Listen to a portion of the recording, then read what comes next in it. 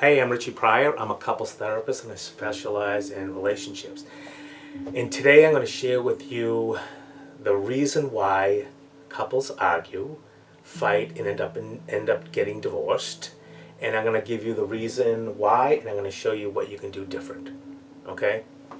So we have two partners here. They're kids, Rose and Jack. Jack grew up in a household where his dad only saw what he did wrong, never praised him for anything. Rose was never seen or heard by her parents.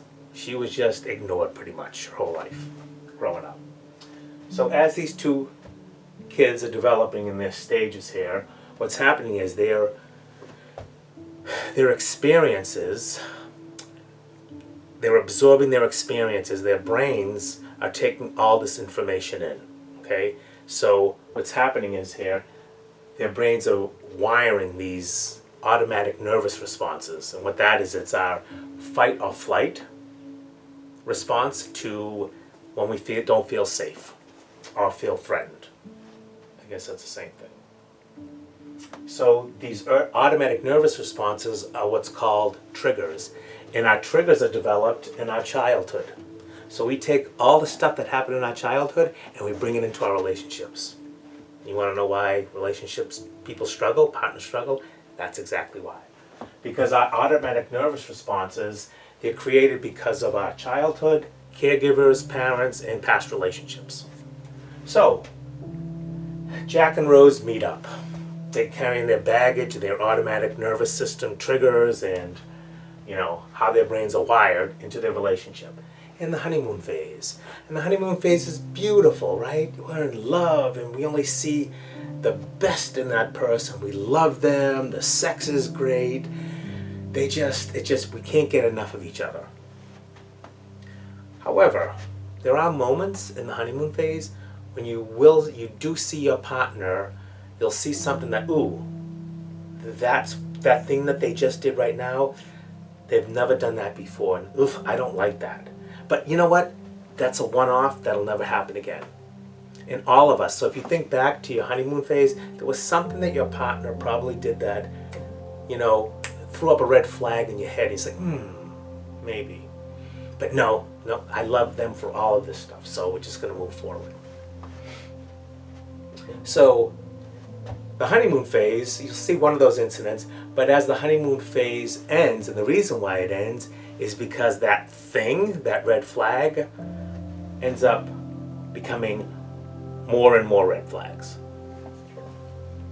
So, first red flag, and as we go in the honeymoon phase, I'll give you an example. So, Jack's washing dishes one day, okay? Washing them, being a good husband. Puts a dish into the strainer. Rose comes by and says, "Oh my God, these dishes they're still dirty. You got to do a better job." Jack, what do you think Jack's thinking? Jack's thinking, wow, she is so mean. She's being critical.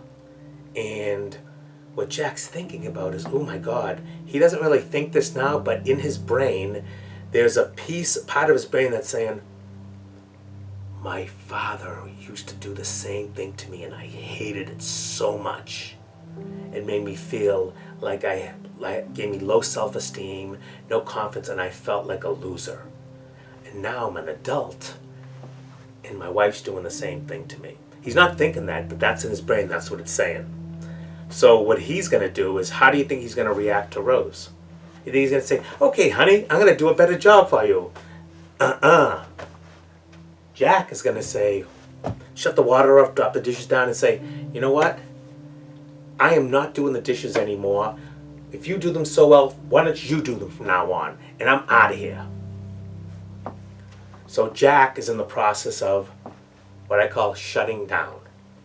And that's one of the things we talk about in my counseling program for couples is like this shutting down. So when Jack is shutting down, he's walking away. And a lot of you may have a partner that shuts down, or you may be the partner that shuts down.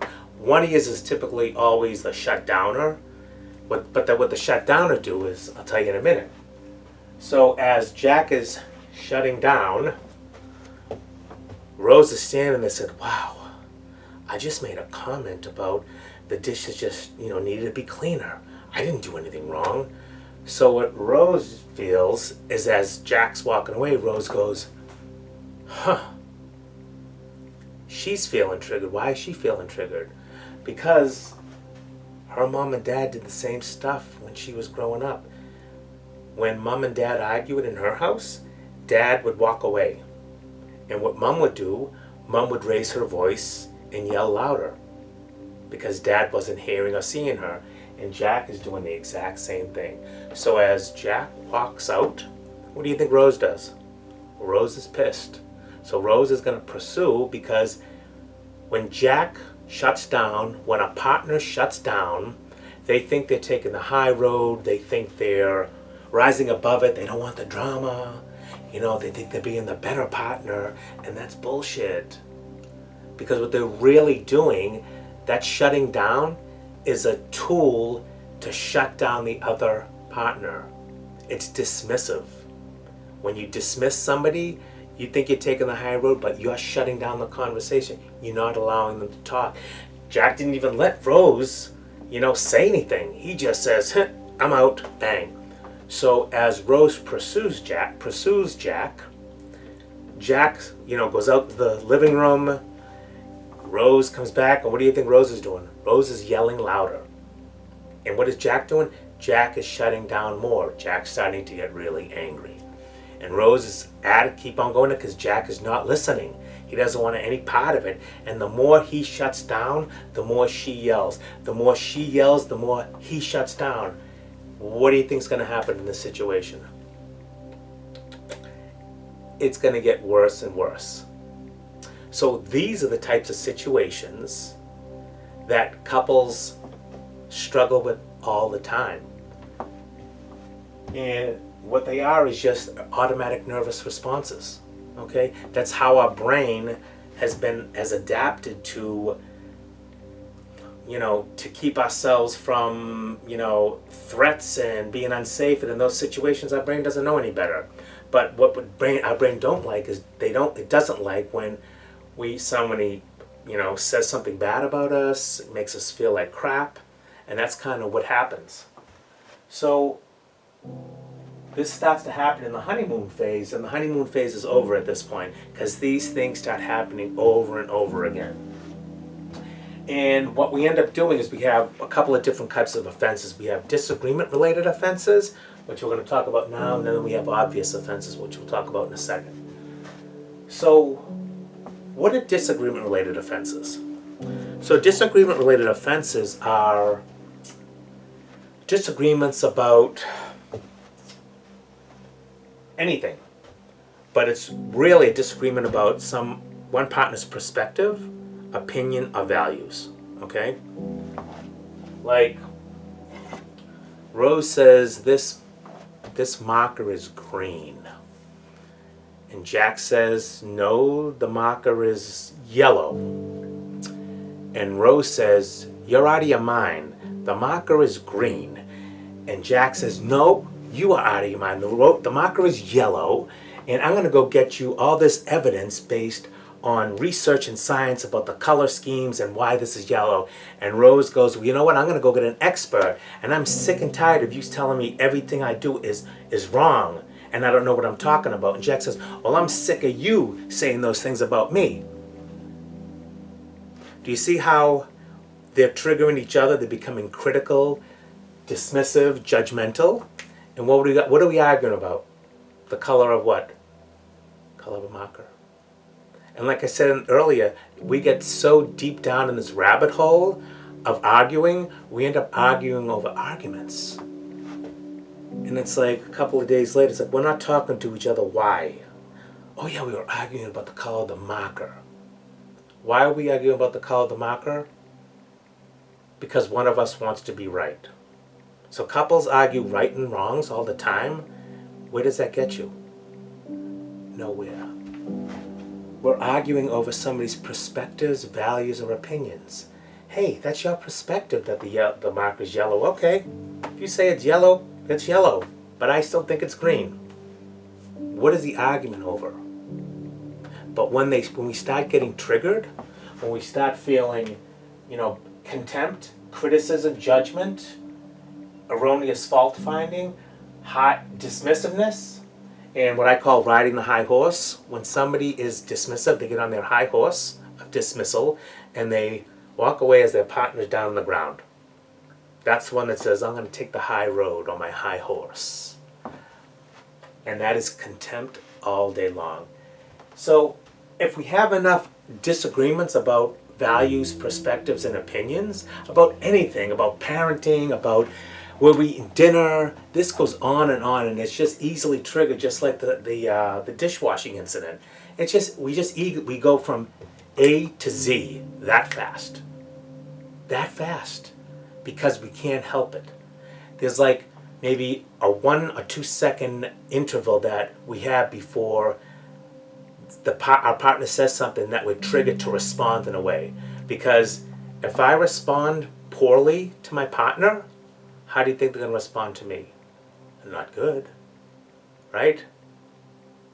They're going to respond badly. And years and years and years of this, you have just a relationship that's failing.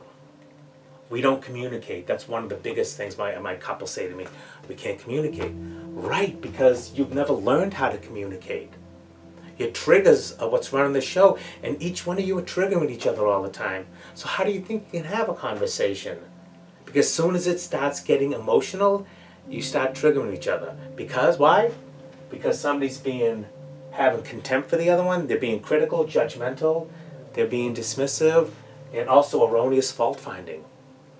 Never do anything right. One partner can take out the trash 364 days a year, and that one day they miss it, partner A, so Jack takes out the trash 364 days a year. The one day he misses, he forgot, Rose takes it out and says, I had to take the trash out. I always told you got to take the trash out. And I got to tell you over and over again. I'm sick of doing everything around here. And Jack's like, hey, listen, I missed one day. Okay? And the same thing vice versa. You know, Rose could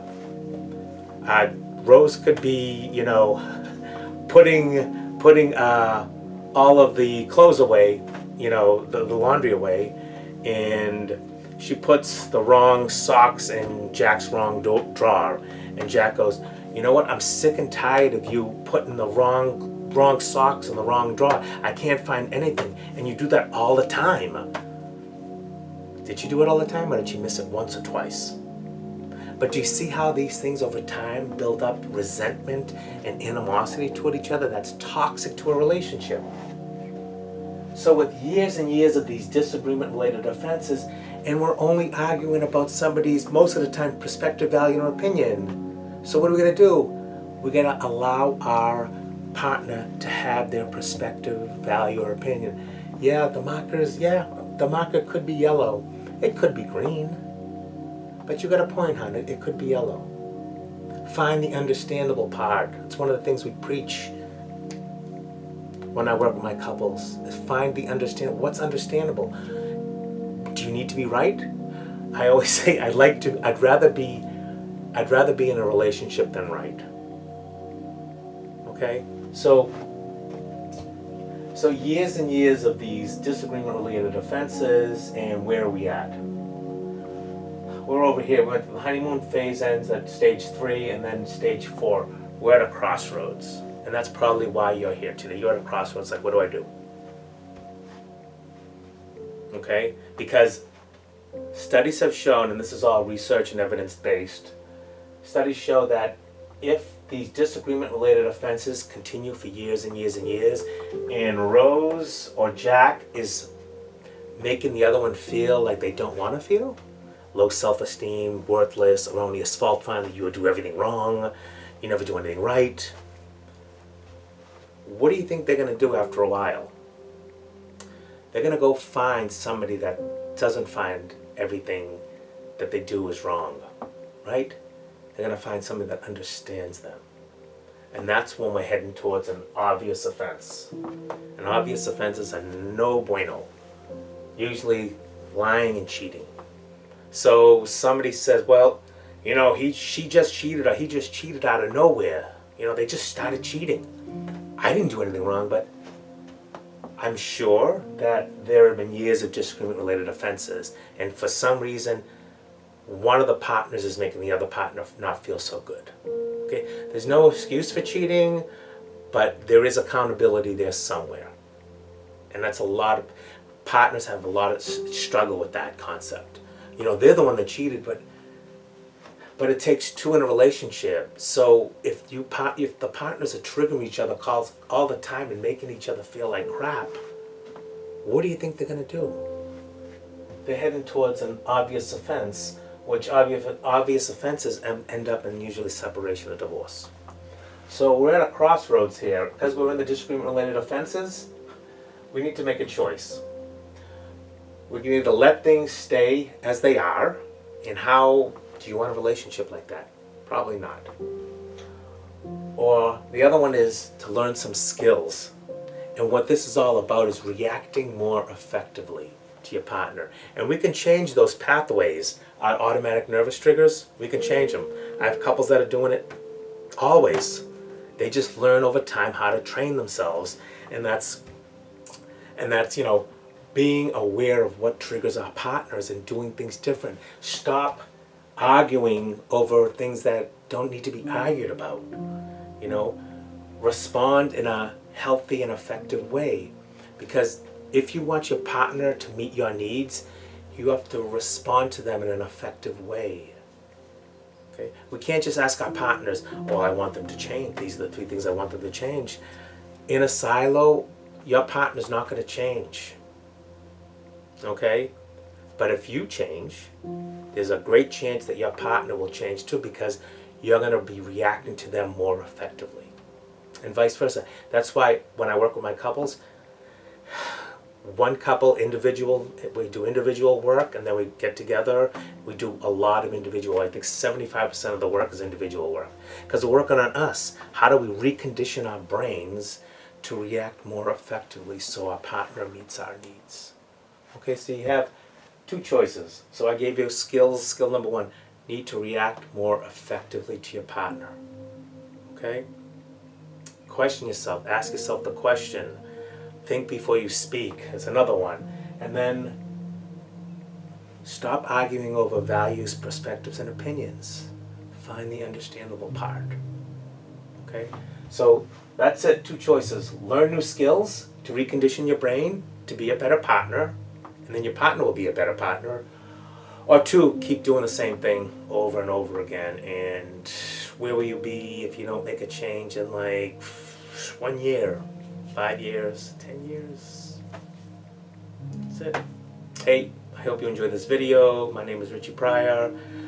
I'm a therapist, motivational life coach, and if you want more information, www.richiepryor.com, and I hope this video was helpful. Bye.